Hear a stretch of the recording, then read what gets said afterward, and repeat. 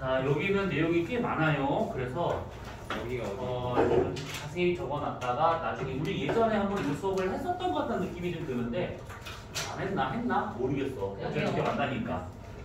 자, 그래서 어떤 걸 볼 거냐면 요것이 있어요. 그 순서대로 우선은 기억을 하고 있어야 돼. 순서대로. 이론이 나온 순서대로.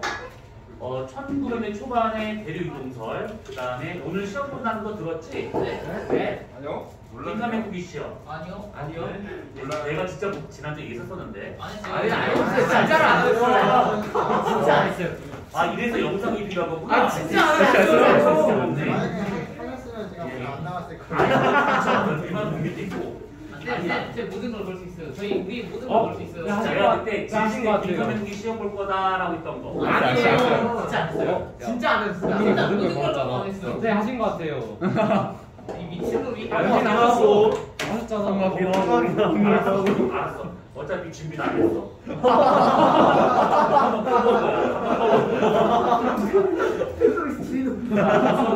인간의 국기하고 그냥 뿅 들어놓고 그냥 뭐 같은 뭐 중요한 거 다시 할 수 없어. 자, 뭐 신났어 이 친구들은 진짜. 가만 있어. 마스크 벗어달래요. 닥쳐.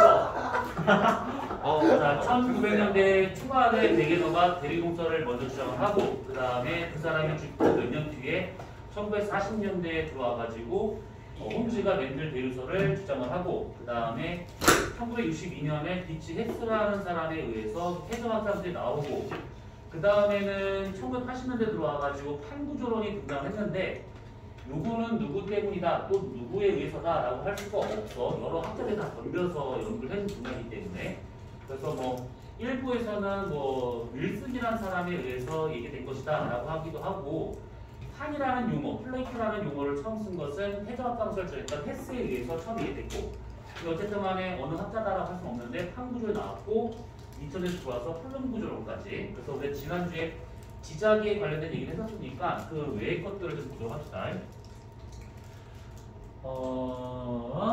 대륙동설.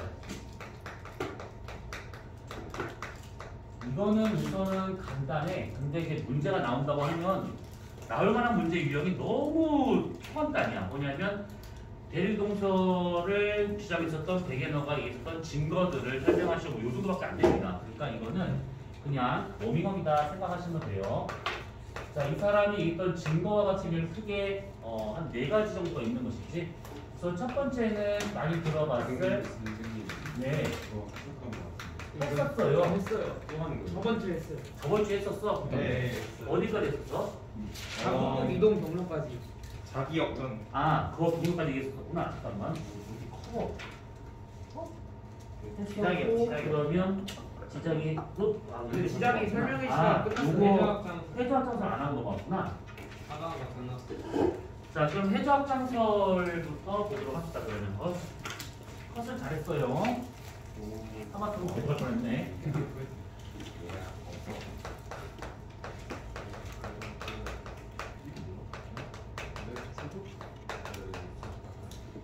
자, 해저학장설과 같은 경우는 비츠하고 헬스에 의해서 얘기된 것들이고 우리가 지난주에 사전에 알아야 될 것들만 먼저 얘기를 하고 난 다음에 이제 이 얘기는 안 했었는데 우선은 그 밑에서 뜨거운 플룸이 올라옵니다.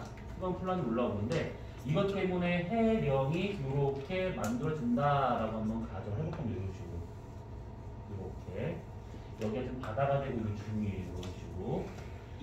자, 그러면 이렇게 있는 상태에서 그 자철석이라고 하는 것은 그 녹는 점이 1000도가 넘어가 버리기 때문에 마그마 안에서도 얘가 녹지 않고 그대로 광물 결정으로 존재할 수가 있어요.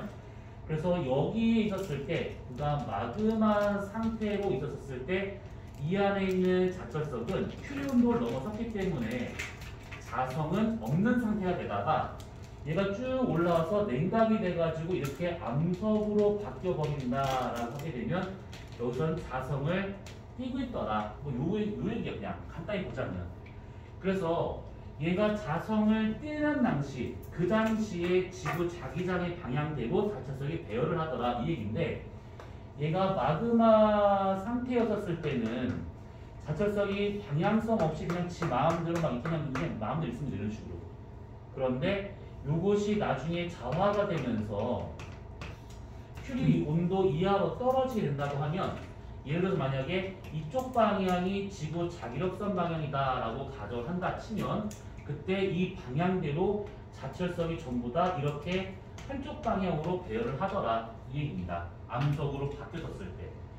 그래서 이런 식으로 바뀌고 나면 그 당시 지구 자기장이 어떤 형태였는지를 우리가 파악할 수 있다 이 얘기인데 우리가 뭐 예를 들어서 정자극기를 파란색으로 한번 표시 한번 해보고 그 다음에 역자극기를 빨간색으로 표시한다라고 친다고 하면 해령에서 최근에 만들어진 암석과 같은 경우에는 정자극기가 이렇게 기록되고 있을 것이고 그 다음에 여기 바깥쪽은 역자극기가 그 바깥쪽에는 정자극기가 이런 식으로 해령축을 기준으로 대칭한 뜻이 이렇게 나타나고 있더라 라고 하는 내용입니다. 여러분이. 자, 그러면 이 끝에 있는 이 역자극기를 기록한 이 암석도 사실 여기서 만든 다음에 이렇게 이동해 왔다라고 보기 때문에 해전은 해령을 기준으로 확장하고 있다 이렇게 볼 수가 있는 것들이죠. 자, 그런데 여기서 어떤 게 우리가 좀 가질 거냐면 자, 여기가 해령이야. 일로 쭉 가면 해구가 있다라고 한번 가정합시다. 그랬을 때 해령에서 해구 쪽으로 가면 갈수록 어떤 특징이 있는 것인가 이것만 잘 정리해 주시면 되는데 우선은 첫 번째는 해령에서 해구 쪽으로 갈 때의 어떤 변화를 말하고 있는 거야. 우선은 가장 쉬운 것은 가장 중요한 것은 해안판의 연령이 해구 쪽으로 가면 갈수록 증가하더라. 요거 점점 나이가 많아지더라. 요거랑 그 다음에 두 번째와 같은 경우는 이게 나이가 많아진다는 것은 그만큼 퇴적될 수 있는 시간이 더 길었다라고 볼 수 있기 때문에 그 해안판 위에 쌓여 있는 지층이 있지 해저에 깔려 있는 이 지층의 두께가 확실히 해구 쪽으로 가는 갈수록 더 두껍더라 이렇게 볼 수가 있는 것이고 그 다음에 또 하나는 여기서 지층이 예를 들어서 만약에 이렇게 쌓여있다 더 두껍고 얇고 이렇게 쌓여있다 라고 친다고 하면 그때 지층의 제일 밑바닥에 있는 이 퇴적물 얘는 여기서 쌓인 다음에 그대로 이동을 해서 여기까지 왔다라고 볼 수가 있는 것이지. 그래서 세 번째 지층의 제일 밑에 있는 거 밑바닥에 있는 퇴적물의 연령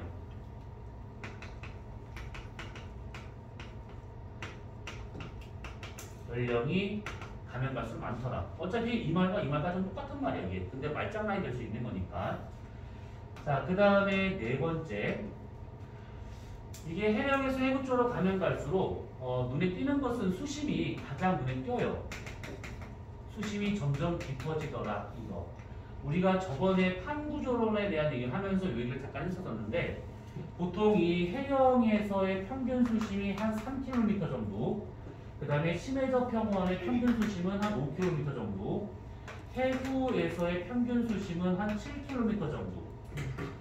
그래서 다른 건 몰라도 심해적 평원의 평균적인 수심을 좀 기억을 해두라고 하셨습니다. 얘보다 얕으면 해령이고 얘보다 깊으면 해구가 되고 있으니까.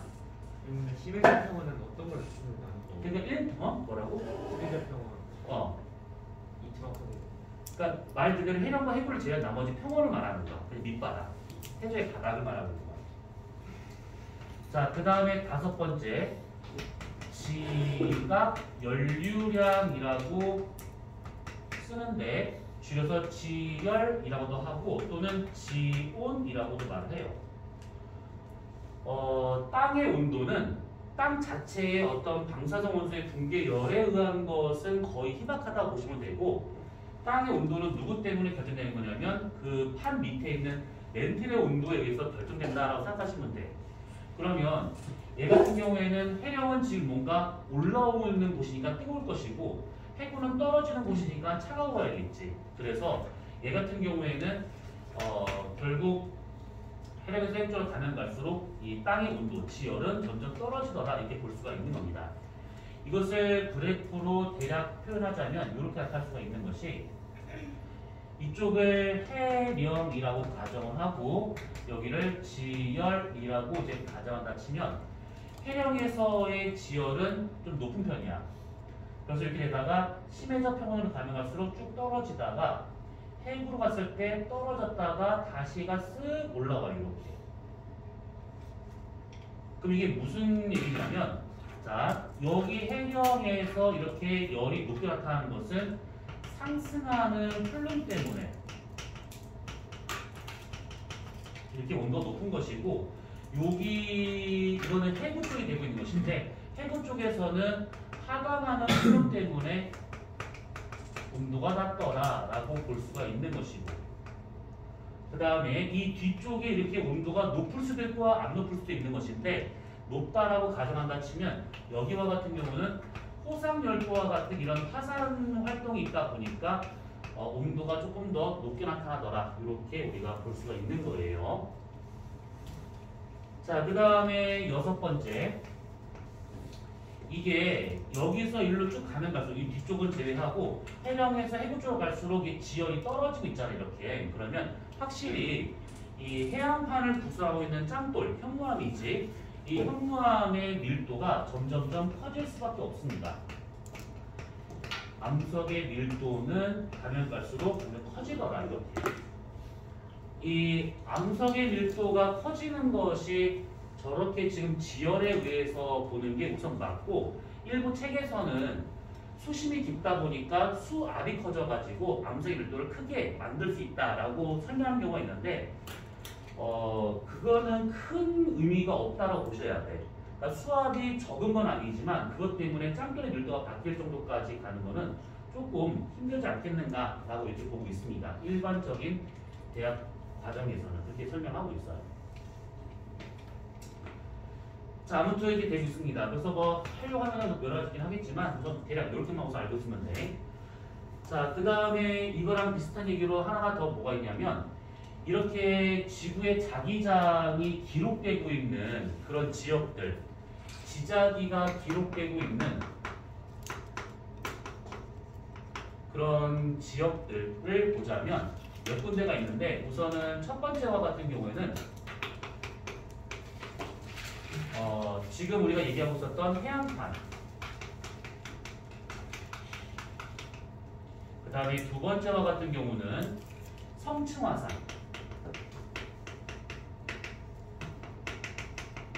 이 성층화산이라고 하는 것은 층을 만든다라는 뜻인데 주기성을 갖고 마그마가 분화를 하고 있는 게 계속 이렇게.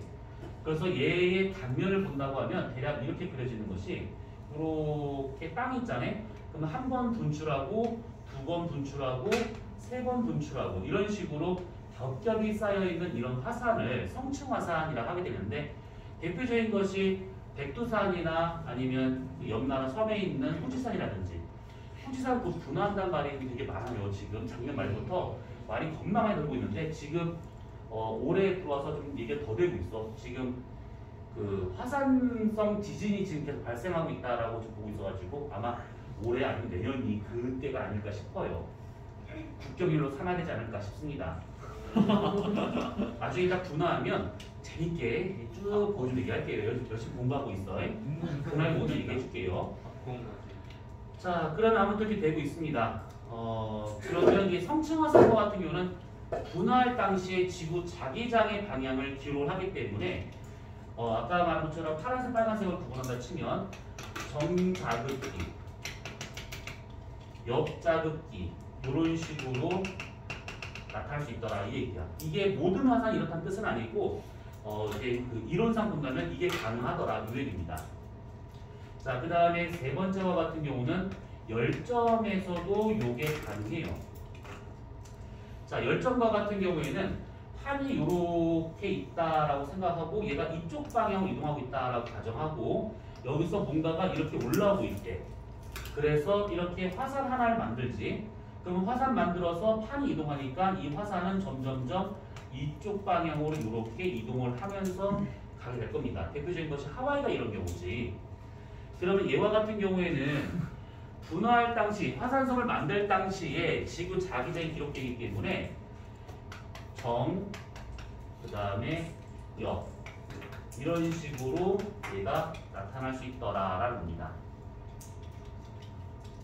그 다음에 네 번째 지금 정하고 여기 어떻게 나타나는 그러니까 이게 정의 파란 이거 자 그리고 어디냐 그 아까 했던 저 해저 지층 있지 저기에서도 이게 기록이 됩니다. 그러니까 뭐냐면 해저 지층과 같은 경우에는 이제 물 속에 쌓이는 지층이다 보니까 한번 쌓이고 나면 얘가 내가 녹화 눌렀나? 오 센스가 느껴. 아니 녹화되고 있지 내가. 아무튼 그래서 바닷속에서 지층이 쌓이잖아. 그럼 이것이 웬만하면 움직이질 않아. 해류나 이런 것들이 그렇게 깊은 데서 발생하는 것은 다른 이유니까 그 상관없고 아무튼 한 번 딱 자리를 잡으면 얘가 바뀌지 않습니다. 이 얘기는 무슨 말이냐면 육지에서 공급된 여러 토종물들 중에서 자철성 알갱이가 있단 말이지. 그 자철성 알갱이가 막 가다가 해주에서 투척될 때 쭉 떨어지는데 이것이 그냥 많이 떨어진 것이 아니라 자기력선 방향대로 얘가 살짝 딱 떨어져 이렇게. 그런 상태에서 지층이 쌓인다. 그러면 얘가 그대로 굳어지기 때문에 당시 지구 자기적인 방향을 기록할 수 있더라 이 얘기입니다. 그래서 얘 같은 경우에는 지층이 만약에 이렇게 쌓였다. 해저에 쌓이는 것이 이렇게 되어 있다. 그러면 정자극기가 기록되어 있고 그 다음에 역자극기가 기록되어 있는 이런 상태로 나타나더라라는 얘기입니다. 이것이. 지형적으로 본다고 하면 다섯 번째 뭐가 있냐면 삼각주가 이런 경우에 해당될 수가 있어요. 그러니까 해저 지층과 같은 경우는 쌓이고 난 다음에 방향이 안 틀어지기 때문에 여기가 더 정확하다는 얘기야. 육지에 쌓이는 지층과 같은 경우는 물이 흐르거나 바람이 분다고 하면 방향을 잡고 쌓였다 하더라도 나중에 방향이 틀어질 수가 있어요. 그래서 해저 지층을 본다 이 뜻이고 삼각주는 어디냐면 요렇게 강물이 흘러서 바다로 들어가잖아요. 그러면 강과 바다가 만나는 곳을 하구라고 그러잖아. 그 하구에 쌓이는 지층 이것을 삼각주라 하는데 삼각주를 잘라서 단면을 보잖아. 이렇게 쌓여 있다 이 뜻입니다. 자, 그래서 어쨌든 간에 이렇게 지자기가 기록되어 있는 지역들은 뭐 우선은 이런 지역들이 있을 수 있는 것인데 딱 보면 요게 지금 요게 화성암에서 볼 수 있는 지역들이고 이런 것들은 지층이나 표적암에서 볼 수 있는 곳이구나 이렇게 우리가 정리할 수 있는 것이죠. 변성암에서는 이게 안 나옵니다. 그러니까 나오긴 하지만 신뢰할 수는 없어. 왜냐하면 열감을 받아가지고 저 방향성이 되게 중요한 것인데 저 방향이 틀어져 버리게 되면 우선은 뭐 믿을 수가 없는 상황이 될 수 있다는 얘기지. 질문해. 좀 들어서 얘기해. 해양판에서 저기 되잖아요. 네. 그럼 열국에 어디? 열국. 열고? 열고? 네. 뭔 열고? 열국대 열국. 저 대륙이 달라질 때 그건 가능은 해. 왜냐하면 이것도 다 이게 육지에서 만들 수 있는 것들이잖아. 가능은 하지. 다. 같은 원리니까. 다만 물 속이냐 물 밖이냐 이 차이만 있을 뿐이야. 삼각주? 삼각주 똑같은 거야. 얘나 똑같은 원리인데 자철성이 이 강물에 떠내려와. 그래서 여기에서 유속이 0이 되거든. 그러면 자철성이 막 내려오다가 떨어져 회전이 될 때는 이것이 사뿐히 가라앉아 이렇게. 당시 지구 자기력선 방향대로. 그 상태에서 지층이 쌓여서 그대로 굳어지는 경우. 그러면 방향성을 띠고 있기 때문에 여기에서도 이런 모양을 해가지고 과거 지구의 자기장을 알아낼 수 있더라 이 얘기야. 그 중간에 유속이 여기 되는 그러니까 강물이 흐르다가 바다를 만나면 멈춰버려. 그 강물 자체 흐름이. 고밀도의 바닷물이다 보니까. 우선 됐지. 요거. 자 그러면 이제 이렇게 했었을 때 보통 이제 제일 먼저 확인해야 할 것은 뭐냐면 가장 최근에 만들어진 암석을 찾아야 돼. 왜냐하면 그게 정자극기가 기록되어 있는 것이거든. 그래서 해양판과 같은 경우에는 해룡 부분이 정자극기가 기록되어 있다. 성층화산은 가장 겉부분이 최근에 분화한 거니까 이것이 최근에 정자극기가 기록되어 있다. 열전과 같은 경우는 현재 활동하고 있는 화라산과 같은 그 화산섬에서 나타나셨을 때가 최근 지구 자기장을 들어가고 있다. 그 다음에 퇴적 지층과 같은 경우에는 가장 맨 위에 있는 것, 그것이 최근 것이다. 이렇게 최근 걸 먼저 찾고 난 다음에 그 다음 거를 보시면 되는 겁니다.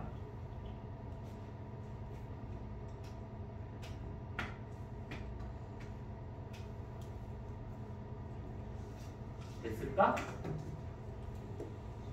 더 질문.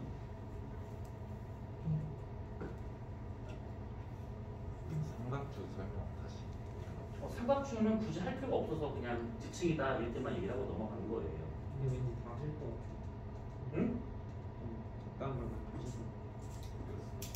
혼자 꽁충충하지 말고 크게 얘기하라고. 뭐라고? 학교에 있을 때는 걸 많이 해가지고 할 것 같다고. 아 그럼 그냥 삼각형 모양의 퇴적 지역이다 이렇게 알고 쓰면 돼.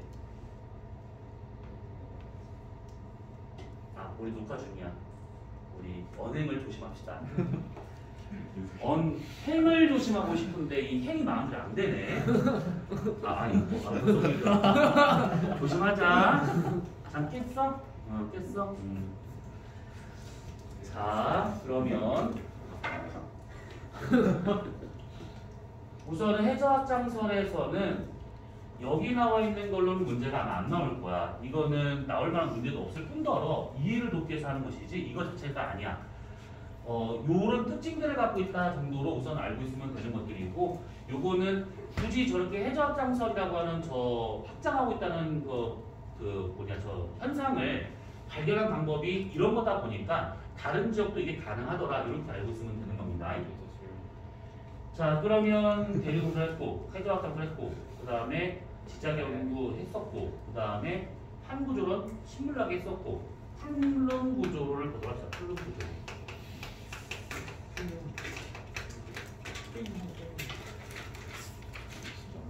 자, 이 플룸이라고 하는 것은 상승 플룸, 하강 플룸 이렇게 얘기하고 있는 것은 아마 익히 알고 있을 것이고, 예전에 우리가 판구조론을 설명하면서 요거 그림을 좀 전체적으로 한번 그린 적 있었어. 그래서 이걸 또 그리기는 좀 싫어.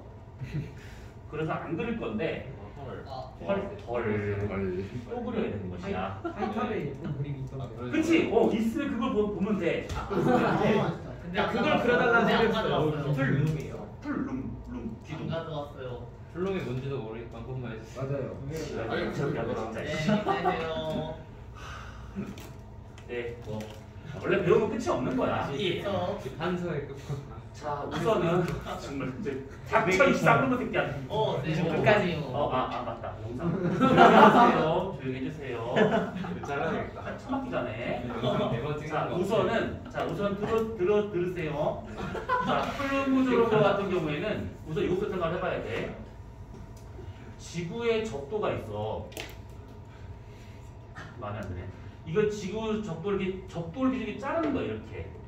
지구가 이렇게 됐을 때 적도, 고위도 있잖아. 이렇게 자르는 거야, 적도를 기준으로. 잘라서 단면들을 본 것인데, 요 놈이 직각이라고 볼 수 있는 것이고, 여기가 멘틀이 될 수 있는 것이고, 가장 안쪽에 조그만 내핵이 존재하고 있는 것이고, 그러면 내핵과 멘틀 사이에 외핵이 존재하고 있는 것들인데, 이 외핵과 같은 경우에는 액체 금속으로 있다라고 하는 것을 저번에 얘기했어. 그러면 이래 봤을 때 지구 자전 방향은 이쪽 방향. 자, 그러면 얘가 자전을 한 데 있어가지고 이 외핵이 이 안에서 도는 속도랑 이 바깥 도는 속도가 이게 똑같을 수가 없거든. 이게 고차라면 같은 시간에 같은 각으로 돌 것인데 액체다 보니까 그게 불가능해요. 그래서 안쪽은 상대적으로 느리게 가고 있고 바깥쪽은 상대적으로 빨리 가고 있다 보니까 여기서 이 외핵의 흐름에 살짝 와류 비슷하게 형성이 돼요. 그래서 이것이 꿀렁꿀렁꿀렁 이렇게 되고 있더라라고 이렇게. 와류라고요. 도는 거 와류. 그래서 얘 같은 경우에는 지금 이렇게 지금 되고 있는 상황인데, 요게 지금 뭐냐면 구텐베르크면이지, 외핵과 멘틀의 경계면, 구텐면이 평평한 원이 아니라 이런 식으로 꿀렁꿀렁만 가고 있다라는 뜻입니다.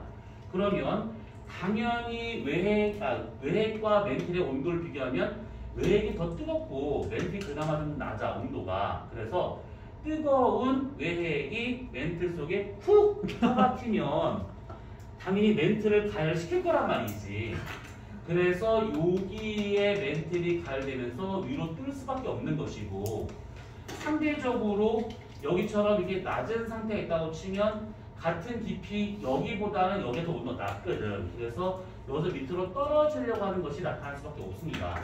그래서 이렇게 상승한 멘틀이 이쪽으로 이동하게 되는 것이고 떨어진 이 하강 플룸이 이렇게 해서 이쪽 다시 유입이 되더라. 간단히 보면 이렇게 되고 있는 게 되는 거야. 다시 네, 천천히 할게요. 이거는 그냥 우리가 적도를 잘라서 본 그림이고 이것을 좀 크게 그린다면 이거예요. 여기가 외핵이 되고 있는 중이고 위가 멘틀이 되고 있어. 그러면 얘네 둘의 경계면이 구텐베크면이 평평한 것이 아니라 이것이 대략 요렇게 되어 있다는 거야. 높낮이가 달라요. 저런 이유가 그 외핵이 홀령거렸었던 거예요. 그러니까 외핵의 그 자전 속도가 깊이에 따라 달라서 그런 것이지. 고체가 아니고 액체이기 때문에. 그러면 얘가 더 뜨거워. 여기가 가열돼. 그러면 같은 깊이의 여기랑 비교해 보잖아. 그러면 여기는 뜨겁지만 여기는 뜨겁지가 않아. 그래서 여기에서 뜨거운 멘틀이 밀도가 작아지면서 위로 붕붕붕붕 뜹니다. 이런 식으로 쭉 떠서 이렇게 올라가요. 그래서 상승 플룸이 형성된다라고 지금은 추정하고 있는 중인데 네. 우리 영상 끊고 갈까? 영상 끊고 갈까? 그럼 너 감당이 힘들 거야. 영상 끊지 않기를 원해야 돼. 자, 경찰이자. 그걸 대안이 없다. 그러면 플룸이 외핵의 물질이에요 아니면 멘틀이에요? 멘틀 물질이야. 외핵 물질이 얘가 기어 나오잖아. 지구 종말이야. 외핵 물질이 올라올 정도로 지구각에 균열 생긴 거기 때문에 그러면 지구는 지금 현재 반으로 쪼개지는 중이다 이런 뜻이야. 상승한 플룸이 이따 식어서 다시 가라는 거예요. 아직 그 얘기 안 했어요. 그래서 빨간색이 저기 어? 뭐라는 데서 빨간색 플럼이 상승하는 플룸이야. 선생님 어. 여기 많이 튀어나온 쪽에서 올라왔어요. 그렇지 이게 위로 올라간 부분일 경우가 얘가 뜨거운 게 멘틀에 처박힌 상태니까 멘틀을 가열하더라 이 얘기야. 아무래도 같은 깊이 멘틀 주변과 멘틀 비교했을 때 여기는 가열되지만 여기는 가열이 안 되기 때문에 여기만 뜨거운 거야. 그래서 밀도 가벼워져서 위로 불이 뜬다 이 얘기지. 나가랑 저기 플룸은 그 멘틀에 있는 고체 물질이 올라오는 거야. 플룸이 이렇게 상승한다 해가지고 마그마가 올라온다 생각하면 안 돼. 마그마는 녹은 상태를 말하고 있는 것이고 얘는 지금 유동성 고체야. 아직까지는. 얘가 한참 올라와가지고 여기까지 도달을 해줘야지만 사실 마그마 형성되는 것이거든. 근데 아까 구분하기 편하기 위해서 여기다 마그마 했는데 많이 올라와서 여기서 마그마 형성이 되는 거야. 근데 니네는 지원을 하지 않고 바로 진출 넘어갈 거라서 마그마에 대한 얘기를 아마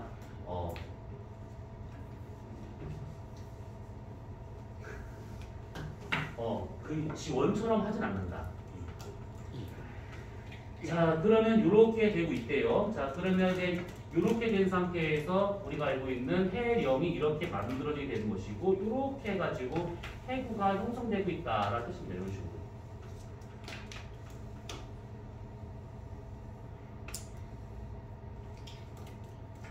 자, 그러면 이렇게 상승 플럼이 나타나고 있다라고 하고 그 다음에 얘가 이렇게 수평 방향으로 이동을 해요. 이렇게 이동을 합니다.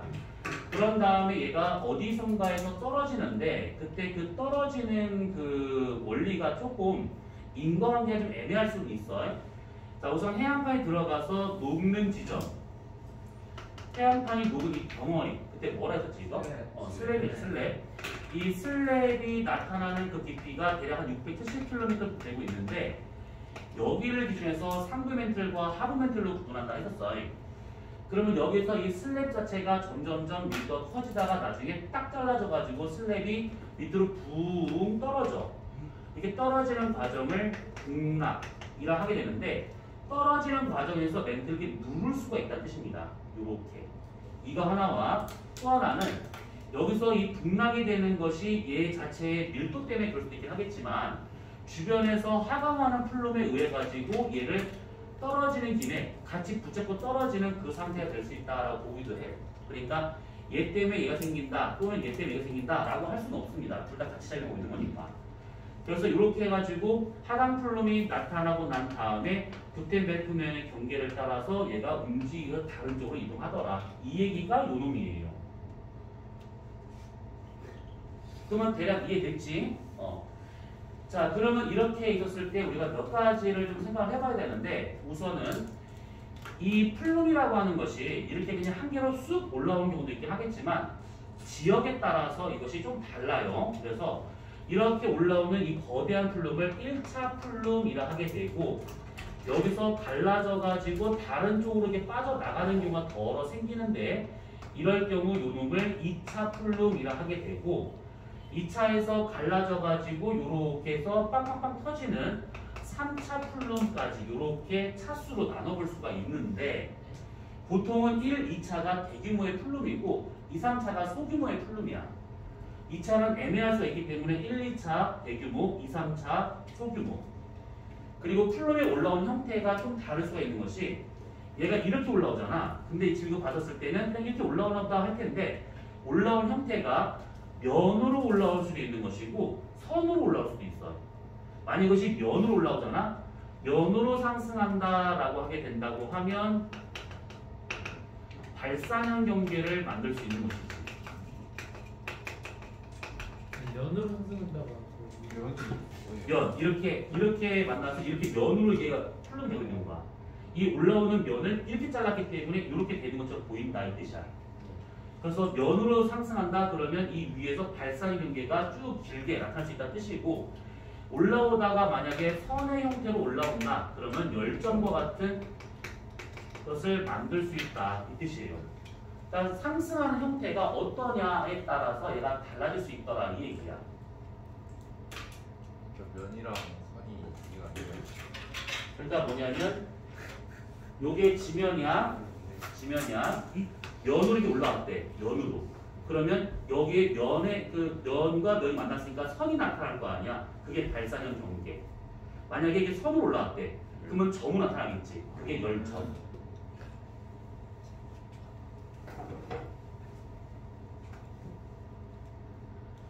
자, 그러면 이거와 같은 경우에는 실제 누가 이걸 땅을 파서 본 건 아니잖아. 이렇게 볼 수는 없죠. 당연히. 근데 지금 인류가 판 것은 요 정도밖에 못 팠어. 요 정도밖에. 어디에 파고 있어요?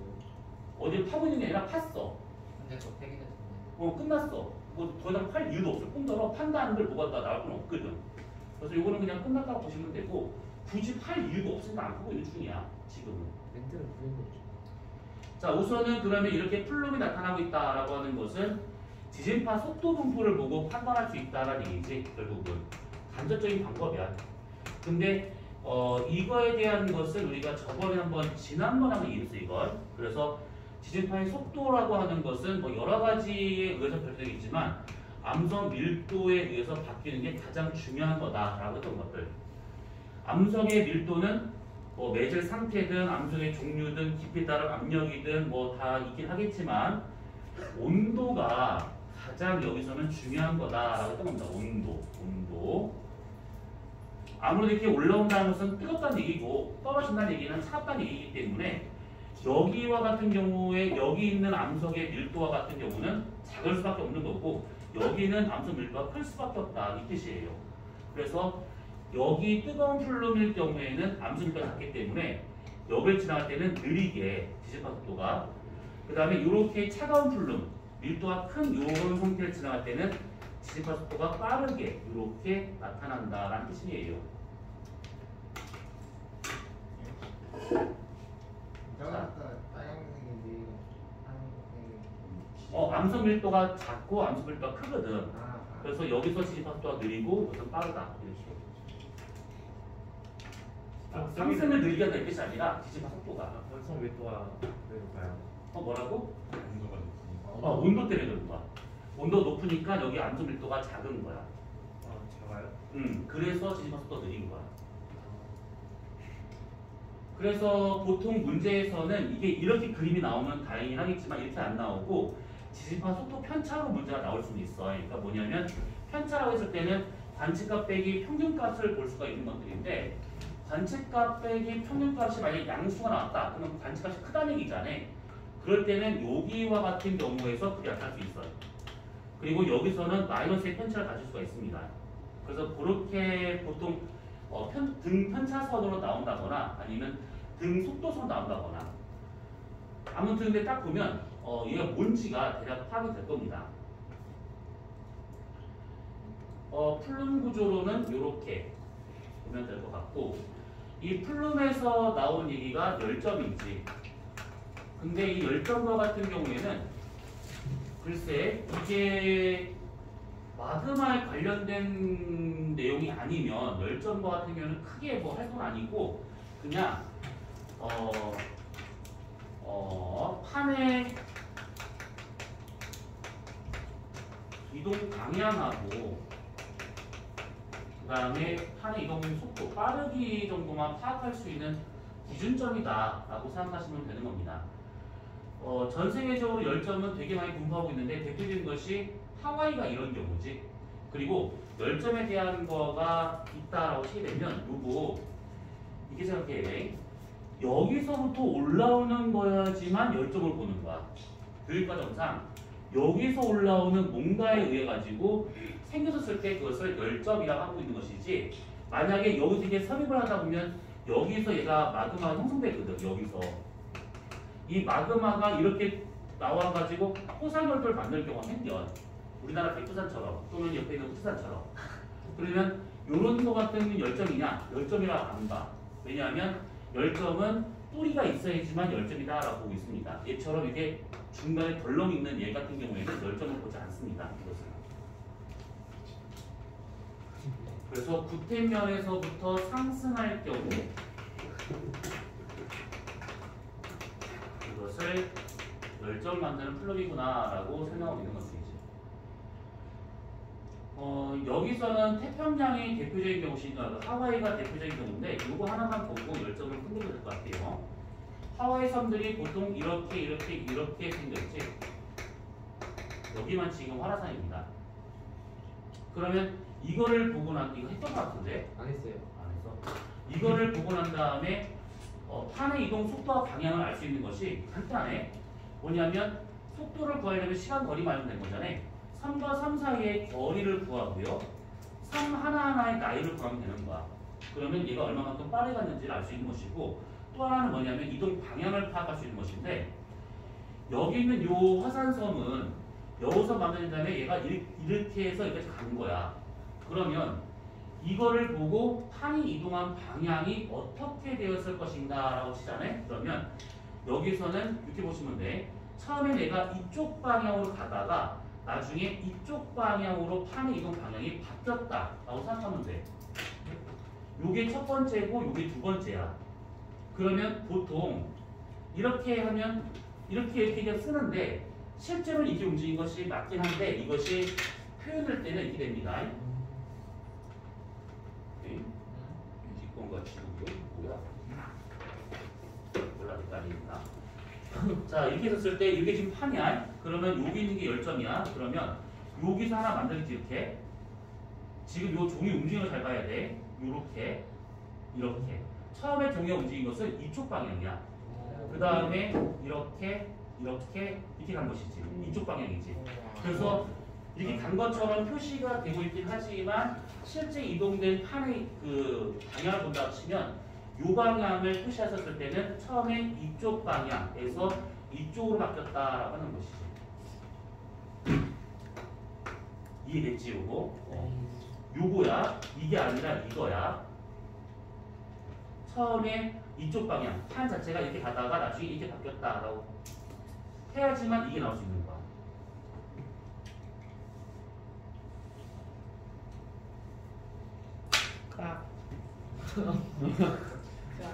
몇 시요? 7시 10분. 10분? 10분만 더 하셔요. 네. 그럼 돼요. 이거 하는 게 뭐예요? 아 이거? 네. 파란 거 이게 아니, 파란 거 밑에 이거? 아니 파란 거 밑에 하얀색으로 이거? 네. 선들 섬들. 섬이 아니에요. 하와이 제도야. 어디에서 시작한 거예요? 여기서 시작해가지고 이렇게 움직이지 이렇게. 그러니까 여기는 섬도 있던 것이 아니라 여기서 섬을 만든 다음에 태평양판이 움직이면서 섬이 여기까지 간 것처럼 보이더라 이게. 그러니까 저 삼각형에 좀 큰 게 이게 현재 열전이야. 여기서 화산섬이 만들어지는 거야. 현재요. 현재 활동하고 있는 화산 여기야. 여기 다 사화산. 그럼 저거는 예전에 있었던 거고. 얘가 처음부터 있던 것이 아니라 여기서 화산을 만들어, 섬을 만들어. 그 다음에 이동해서 여기까지 갔다 이 얘기야. 근데 그것만 놓고 보자면 판이 이렇게 갔나 보다 이게 오해할 수 있는데 그게 아니라 판 자체가 이렇게 이동을 해야지만 얘가 이런 모양으로 배열될 수 있다는 얘기야.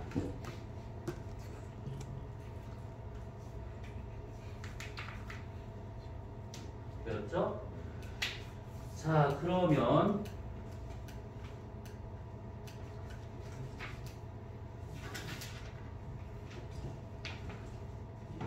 근데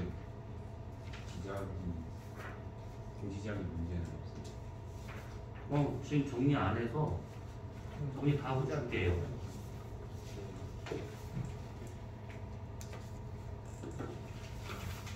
하나만 더 줄게요. 재환이 약간 저거나 외워놨어요. 자, 지금 준 거 아 외웠어요. 뭐라고요? 하나도 빼놓은 거. 이제 네. 아 이건 좀 다섯 개. 어이구야. 야, 저거 재원이 거 하나 더 챙겨. 내가 이렇게 짱이야. 그냥 판도 해주세요. 자, 첫 번째 준 그 얇은 거 한번 봐봐. 지질시대에 관련된 설명은 이걸로 끝내고 문제는 다음에 또 한번 줄 거야. 그리고 그 대륙이동설하고 해저합장설하고 그 지장에 관련된 문제도 다음 주에 주든지 아니면 6월 6일 날 거시기 있잖아요. 특강 있다 하더라고. 근데 오전 생물 오후 지학인데 그때 이제 문제 그때 풀이하든지 아무튼 우선 최대한 빨리 해줄게요. 자, 그 다음에 지금 준 요 얇은 거 한번 보세요. 지질 시대는 아까 준 그 방금 준 문제가 100문제인데 다음 주에 나갈 게 또 100문제 또 있어. 그래서 지질 시대만 한 200문제 좀 넘거든. 근데 다른 단원과는 다르게 읽고 찍고 이렇게 하면 돼 진짜로. 왜냐면 외운 걸 갖고 찍는 거거든. 이해가 필요하지 않은 단원이야. 그러니까 누가 더 많이 알고 있는가라고 생각하시고 정리를 하시면 되는데 이게 문제 풀 때마다 여기다 정리하고 저다 정리하고 하면 지질 때는 공부가 안 돼. 그러니까 한쪽에 다 몰려 있어야 돼. 나중에 시험 공부할 때 그것만 딱 보고 미칠시만 외울 수 있게 그것만 들고 있으면 돼. 그래서 지금 하는 내용이라든지 문제 풀면서 나올 만한 내용들은 한쪽에 다 정리가 되면 하기가 쉽더라 이겁니다.